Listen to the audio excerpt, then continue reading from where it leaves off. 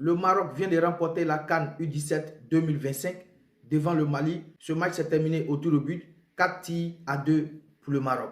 Mais ce que je vais souligner dans ce match, c'est que le Mali a perdu cette finale, comme la Côte d'Ivoire a perdu la demi-finale face au Maroc. C'est identique, si je peux même l'appeler du copier-coller. Une équipe du Mali qui avait le ballon, qui avait plusieurs occasions, qui pouvait même inscrire un but lors de ces 90 minutes, mais par manque de réalisme devant les buts, n'a pu inscrire un but durant ces 90 minutes. Une équipe marocaine qui a poussé cette équipe malienne au tir au but. Le Malien avait le pied sur le ballon, comme vous pouvez le voir sur ces statistiques. Le milieu de terrain, comme d'habitude, les Maliens l'avaient. La plupart des matchs de l'équipe malienne que j'ai pu regarder, ils ont toujours eu le ballon dans ce milieu de terrain grâce à cet excellent numéro 10 malien du nom de Seydou Dembélé. Il a encore prouvé ce soir. En tout cas, ce numéro 10 malien, il doit figurer dans l'équipe type de cette CAN. Il est très intelligent dans le jeu. Pour les tirs au but, comme je l'ai dit la fois dernière pour la Côte d'Ivoire, c'était un manque de concentration.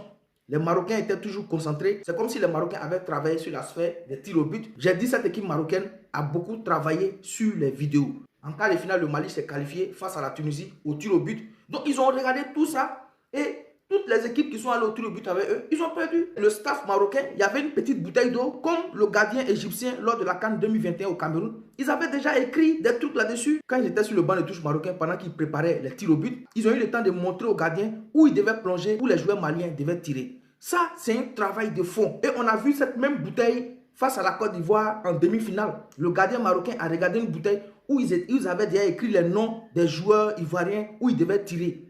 Ça, c'est un travail du staff. C'est un travail du staff.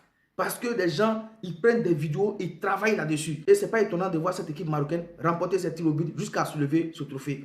Cette histoire de c'est laser, c'est pas laser, laissez tout ça. L'équipe marocaine que j'ai vu jouer en demi-finale face à la Côte d'Ivoire et en finale face au Mali, la Côte d'Ivoire avait le ballon en demi-finale. La Côte d'Ivoire a eu les meilleures occasions en demi-finale. On n'a pas pu inscrire le but. Aujourd'hui encore, lors de cette finale, le Mali avait les meilleures occasions. Le Mali avait le pied sur le ballon. Malgré tout ça, on les a poussés au tir au but et on les a gagnés. Félicitations aux Lionceaux de l'Atlas qui ont remporté ce trophée. Et félicitations aussi aux Maliens qui n'ont pas démérité. Ils ont joué au football. Mais comme on le dit, au football, il y a toujours un vainqueur et un vaincu.